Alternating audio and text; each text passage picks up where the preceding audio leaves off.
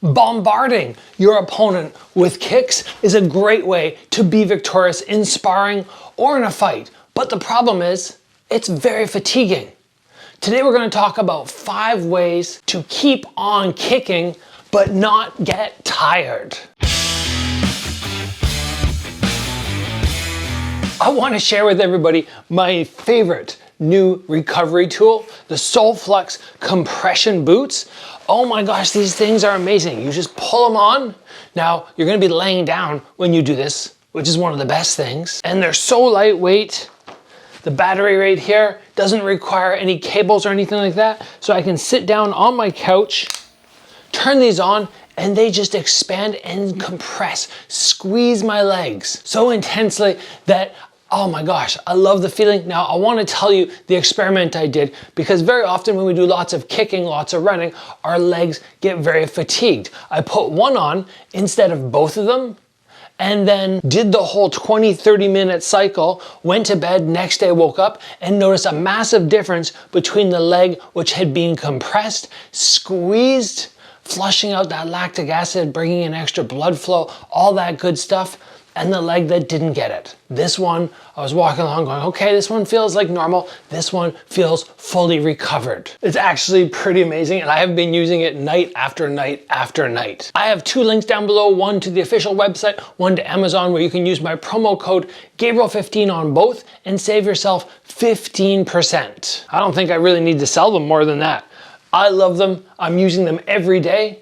What more do you need to know? Oh, I guess the only additional thing I should tell you is there's a 30-day, no questions asked refund policy. So if you don't enjoy them, just return them, but I'm pretty darn sure you will. And with your order, if you're grabbing one of these, you get a free fitness bag as well, which I just used when I went traveling to Hawaii and Lithuania. Now we are talking about ways to keep kicking and not get tired. I'm gonna crank Bob up here. It's not that I want to be fighting a 6-foot whatever guy, but if I'm gonna throw kicks at head level, I find the head is very unsupported and frustrating to hit.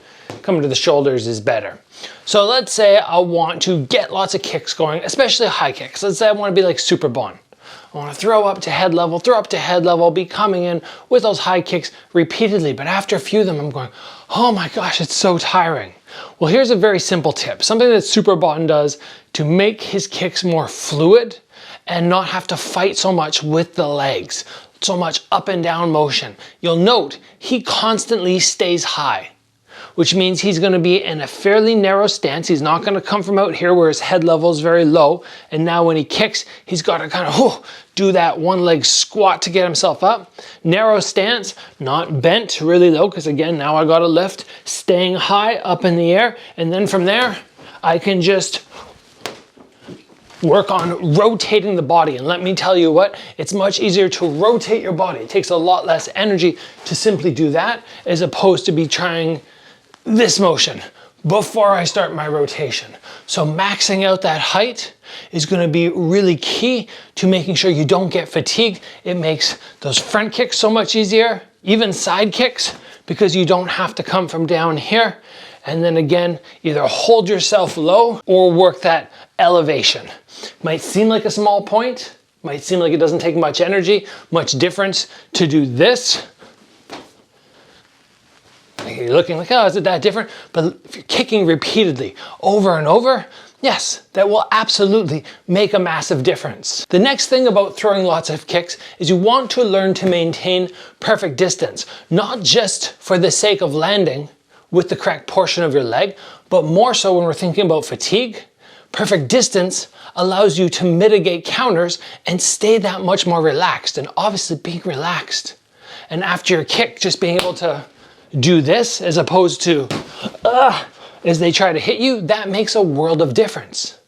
So controlling that range, controlling that distance, and always coming out of your kick, just kind of like this, is going to be so beneficial. And I talk all the time on the channel about people learning the perfect distance, whether it be for punches or me now going, okay, I want to throw a front kick off my lead leg. Where should I be? What do you think? Should I be here or here or here? I need to understand that so I can throw and have just that little bit of follow through. So yes, I can do damage, but I'm not jamming myself or I'm not out of range. Understand distance. gonna help you so much in the fatigue department. Next, we need to remember that full power is not always needed. The difference sometimes between me throwing a hook where I come as hard as I can and just kind of whipping it, it's really not too different. Maybe 10-15% more power, but you don't need massive power to hurt somebody or to scare them, especially with a head kick, right? I could be here and just do something like that, and when that comes up and bounces off their hand, yeah, they're gonna be scared. Instead of me trying to load up with all my energy and kick and then go, oh, that was tiring. I just relax a little bit more. I can do this much, much more than I can with that full power. So keep in mind that even when you're executing body round kicks on Thai pads, you can still pull back 10-15% and get a very, very close result. But obviously, point number 4 is gonna be prioritizing your technique, because if you don't have technique, you're always gonna be struggling and trying to put in more power. For instance, if I'm here and I'm going, okay, I don't have proper rotation, I don't bend my leg well, and I try to throw a kick, then I have to really start trying to throw hard to get any power.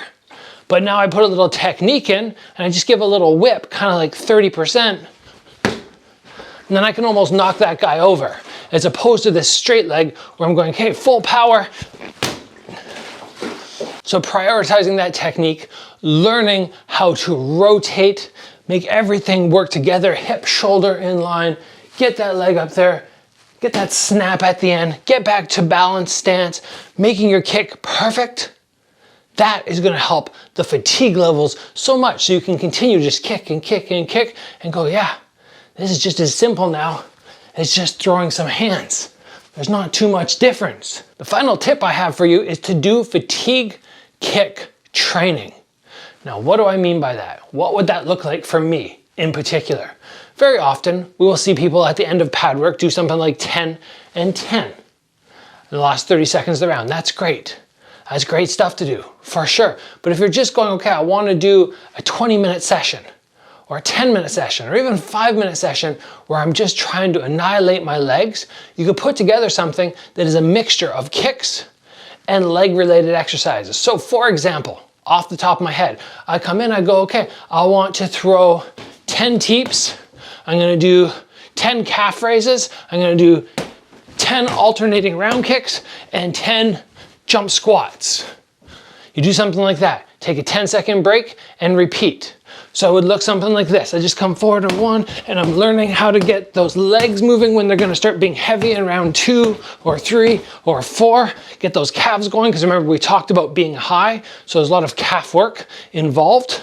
Then I get my round kicks, flowing that body, upper body rotating. Something like that, and then I finish with something hard, like my 10 jump squats. And this is gonna get hard very fast, and my legs are gonna get fatigued very quickly. But guess what? When I go in now, after a 10-second break to round 2, and 3, and 4, and 5, that's probably where I'd stop. Sparring and throwing lots of kicks in sparring where I get those breaks, get to move around, it's gonna seem so easy in comparison. So there are my 5 tips to keep on kicking in sparring or a fight, but not fatigue the way you normally would. We look at guys like Superbon, he's the perfect person to watch because his kick ratio versus his punch ratio is pretty wild. More kicks than punches for this guy, and somehow it doesn't look like it takes him a lot of effort. So you watch somebody like that, you take notes, how is he executing, what is he doing, what kind of pad work does he do, all that kind of stuff, and you just copy somebody like that.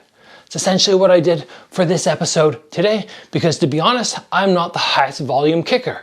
I will throw some, but I'm gonna throw more hands than legs for sure, because my style is often based off cardio, push my opponent past their limit, break them in that fatigue. And it's much easier to do when I'm throwing hands and mixing in some kicks as opposed to non-stop kicks, where I'm gonna tire out a little bit more. But Superbon, perfect person to look at, and that's all you guys need. As always, train hard, and I will see you back here very soon.